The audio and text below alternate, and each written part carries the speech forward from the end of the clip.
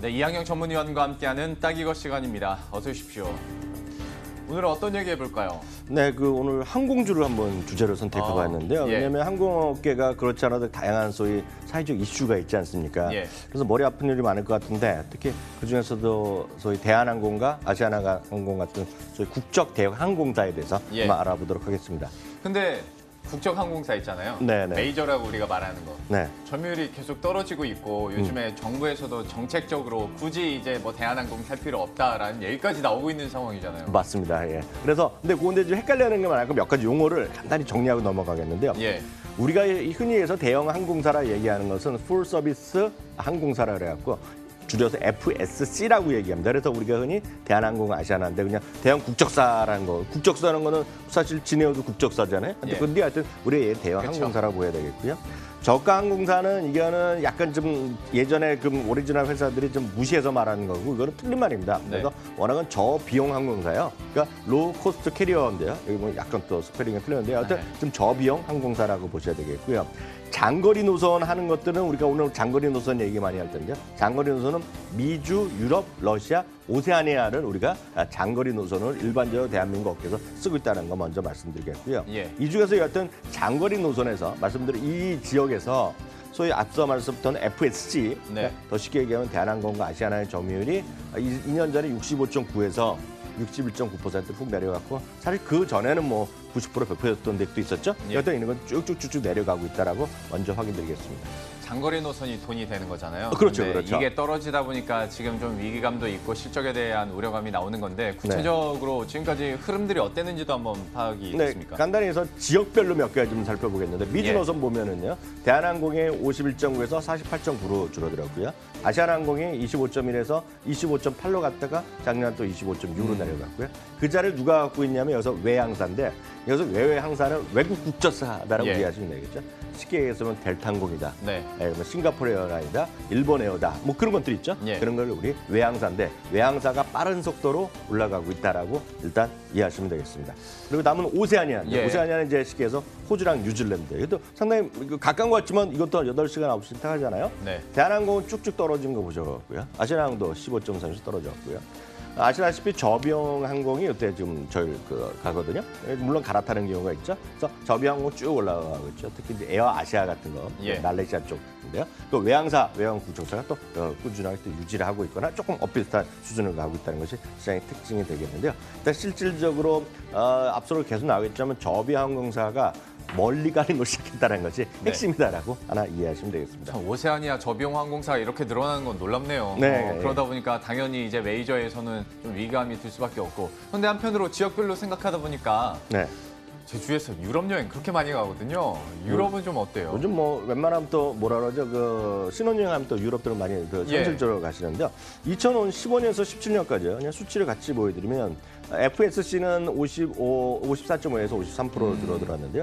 여기 이제 중동 항공사가 요즘 보면 네이버나 다음 이렇게 보면 엄청 많이 나오잖아요. 맞아요. 정말 많아요. 물론 한번 갈아타는데요. 이거 좀 생각해 볼 필요가 있죠. 편히 가는 사람들은 한 번에 가겠지만 조금 젊은 친구들 보면 한 번에 $300씩만 부부가 합치면 커플이 내리면 뭐 정도 맛있는 거 먹거든요. 예. 좋은 데 구경 가고. 그러니까 이런 경유하지만 저렴한 가격으로 나오는데 실제로 보면 제가 찾아봤더니요. 9월 인천 롯데, 인천에서 런던 기준 보면 국내 대형 항공사가 지금 150 정도 나오는 것 같습니다. 예. 근데 중동 항공사가 한 번 갈아타지만 120에서 30. 다만 시간이 안 맞으면 또 1박 거저 주잖아요, 막 이런. 그쵸, 예. 예. 그러니까 또 두바이 이런 데서 자고 가는 거 뭐 쉽게 해서 not bad. 뭐 할만하잖아요. 예. 저라도 한번 다 가고 싶거든요. 그러니까 그런 관점에서 일단 저비용 항공사나 외국 항공사의 어떤 인기가 커지고 있다라고 일단 이해하시면 됩니다. 참 이렇게 이미 수치상으로 나오고 있는 와중에 경쟁은 더 치열해질 거다라는 뉴스들 참 많이 나오던데 현재 네. 상황이 어떻습니까? 제가 이거 보고 전 사실 이것까지 몰랐는데요.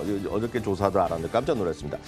기존 대형 항공사보다요. 그러니까 저비용 항공사가 약점이 레그룸이 좁다는 거 많이 한번 느끼실 거고 네, 약간 맞아요. 좁게 가고 이렇게 좁게 가잖아요. 답답하죠. 그거잖아요. 근데요.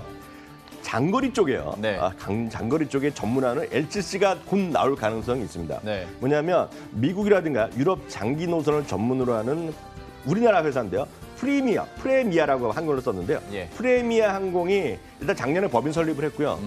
빠르면 다음 달에 신청을 한다. 운송 예. 허가를. 이거는 누가 하는 거냐면 사모펀드들이 있는데요. 제주항공을 대표하셨던 분이 법인으로 대표로 된 모양이에요. 예. 그래서 이게 이상 재밌는데 여기는 더 넓은 자리를 강조하고 있고요. 예. 기존보다. 그리고 10% 이상 저렴한 요금을 좀 하겠다는 얘기니까요. 이게 보면 이제 그 미국 한 곳 그리고 유럽 한 곳 할 텐데요. 저는 나오면 바로 한번 가볼 것 같아요. 그러니까 그 정도 재밌을 것 같습니다. 그러니까 이것도 약간 LCC 중 그 거잖아요. LCC라니까 LCC. 그러면 이제 단점까지 보완을 해서 한다니까. 그러니까요. 예, 더 좋을 것 같은데 진짜 이런 거 보면 LCC에서 어떤 반응이나 움직임은 더 적극적으로 하는 것 같아요. 그러니까 이제 보면 국내선에서 하다가 중국, 일본 등 가다가 아시아 갔다가 하와이 가고 2년 전에 진에어가 하와이 런칭했거든요. 그러고 나서 이제는 미국, 유럽까지 간다니까 확장되겠고요. 앞서 말씀드렸던 대로 공무원 해외 출장. 전 이거를 사실 저도 처음 알았는데 네. 지난주에 뉴스 보고 정말 속이 상했습니다. 왜요? 이런 걸 왜 줬는지 전 이해가 안 가거든요. 지금까지? 네, 왜? 공무원들도 결국 나라 돈인데 나라 돈을 그 저렴하게 아껴 써야 되는데요.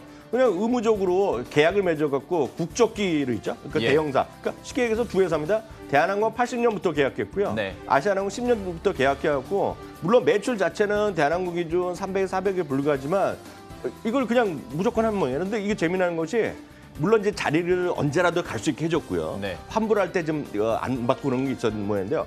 비행기 값 자체가 비쌌답니다. 지금 이게요. 예. 다른 비행기 값보다. 네, 맞아요. 제가 보니 약간 어이없는 건데 어찌되었건 이번에 무슨 일이 많이 벌어졌잖아요. 그래서 이슈가 돼서 그런지 모르지만 이번에 이거 계약을 폐지하고 이들도 여행사랑 한 군데 정해갖고요. 예. 여기서도 똑같이 비딩해갖고 싼 가격 있잖아요. 그렇게 좀 절약하는 그런 것들을 모습을 보여준다는데요. 이거 싫어할 사람이 어디 있겠습니까? 그렇죠. 이거 싫어할 사람은 제가 역설적으로 말씀드리면 대한항공 경영진, 아시아나 경영진 싫어할 뿐이죠. 네. 물론 주주는 모르겠습니다만 다 보고 좋아하는 거 아닙니까 이런 것들이요? 예. 네.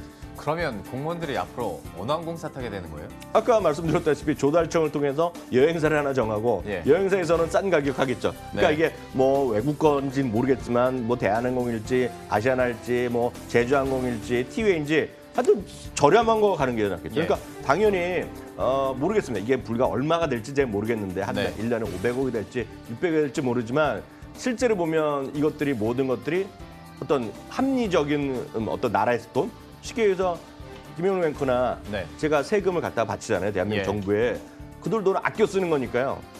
이거 시청자분들도 박수 칠 일 아닙니까? 이거 그럼요. 자체. 예. 예, 제 좋은 거. 세금으로 2사람 갈 돈 3사람 가면 좋은 거니까. 그러니까요. 예, 네, 예. 우리들이야 당연히 좋을 텐데 시장 관점에서 봤을 때는 이걸 어떻게 받아들일 것인가에 대해서 한번 이야기를 해보도록 하죠. 항공주와 시장 그리고 지금까지 이슈들 연기하면 어떻게 보십니까? 근데 이거는 이제 좀 약간 좀 머리 아픈 내야 되겠는데요.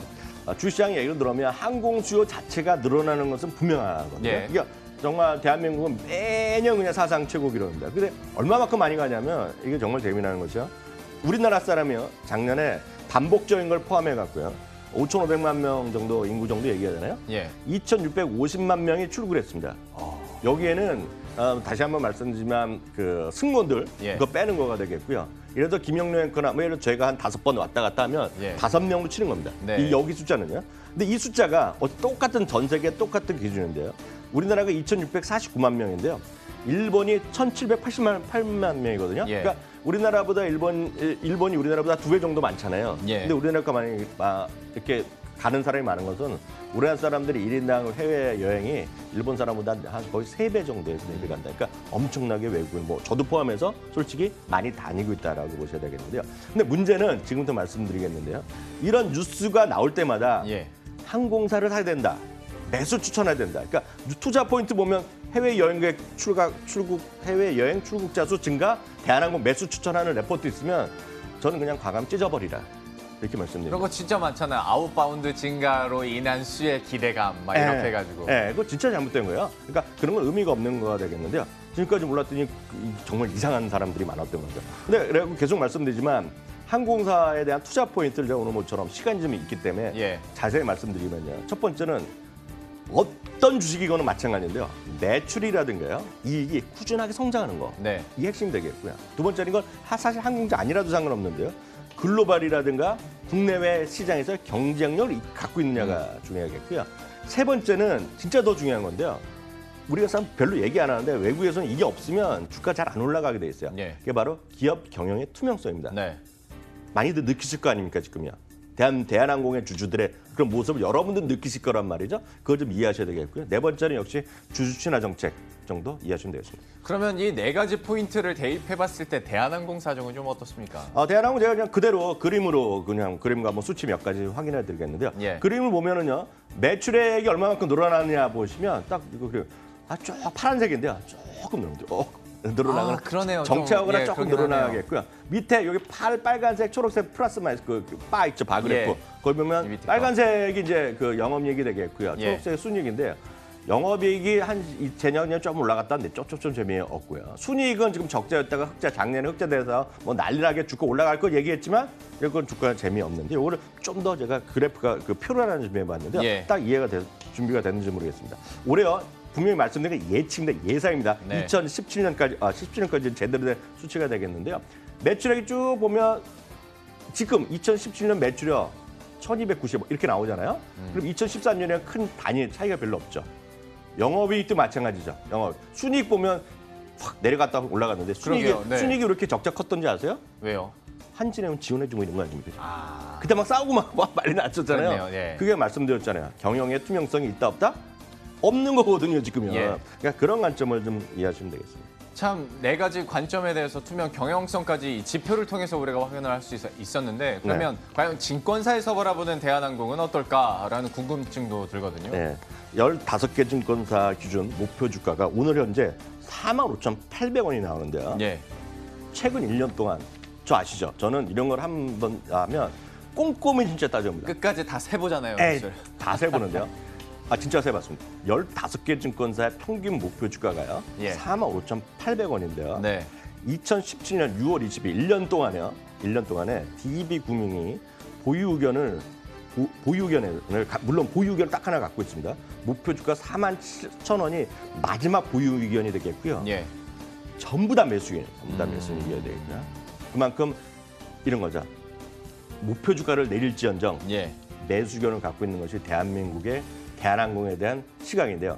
제가 단적으로 말씀드리면 왜 그러냐 그러면 단적으로 제가 더 심하게 말씀드리면 대한항공이 재벌 그룹이기 때문에 그런 가능성이 훨씬 크다라고 일단 말씀드리고 싶습니다. 대한항공에 대해서 역시 매수 의견이 계속 나온다더라 얘기를 해주셨는데 지금 주가 흐름 예. 짚어 주셔야 될 것 같아요. 주가 보시면 이게 2014년부터 된다 안 된다 얘기 많이 했잖아요. 네. 이게 보면 오늘까지 나온 건데 재미가 없겠고요. 하나 더 말씀드리면 또 이거 레포트를 쓰고 지금 막 방송 들어오기 전에 딱 찾아갔더니 오늘 또 KF 투자증권인가요? 예. 오늘 거기서 레포트가 대한항공이 또 나왔거든요. 네. 목표 주가를 좀 내렸습니다. 오늘 조금 내렸는데 물론 이 목표 주가 평균 정도 얹었는데 문제는 2분기 있죠. 2분기에 예. 지금 현재 2분기에요. 어닝 쇼크 가능성을 또 얘기하고 있습니다. 아, 그러니까 여러분들 좀 참고하시면 되겠고요. 결론은 뭐다? 어떤 기술적 대응면 충분하다라고 일단 이해를 하고 하겠고. 요거 아까 글로벌 여객수 한번 잠깐. 저도 보여드릴게요. 이거 물어보고 싶었어요. 네. 예. 앞서 그래프 다시 한번 보여주시면 이걸 갖고 많이 얘기를 하거든요. 네. 이게 전 세계 글로벌 여객수입니다. 이게 예. 꾸준하게 늘어나고 있잖아요. 네. 이제 저 여러 번 말씀드렸는데요. 전 세계에서 비행기를 안 타본 그러니까 역설적으로 비행기를 타본 사람이 전 세계 인구의 20%밖에 안 됩니다. 네. 그러니까 엄청나게 많은 사람이 비행기를 앞으로 더 탈 거란 말이죠. 그래서 네. 이걸 갖고 똑같은 그림을 이제 다시 말씀드리지만 한국의 여행객이라고 생각해도 되거든요. 꾸준히 늘어나고 있거든요. 그래서 많은 사람들이 대한항공 매수를 추천하고 있거든요. 네. 아시아나항공 많이 들으셨죠 이런 것들. 할 수 있는 게 그거밖에 없으니까. 네, 다음에 화면 한번 앞서 보여드리면 그럼 뭐냐 이거죠. 그럼 진짜 뭐냐면 8년 동안에요. 8년 동안 이 그래프는 뭐냐면 빨간 거는 보잉입니다. 보잉은 예. 여행사가 아니라 그 비행기를 만드는 만드는 회사잖아요. 파란색은 대한항공인데 8년의 그래프를 제가 같이 그렸습니다. 예. 8년 동안 어찌됐건 대한항공 저 위에서부터 63.75%가 떨어졌고요. 예. 보잉은 400%가 올라갔거든요. 400%.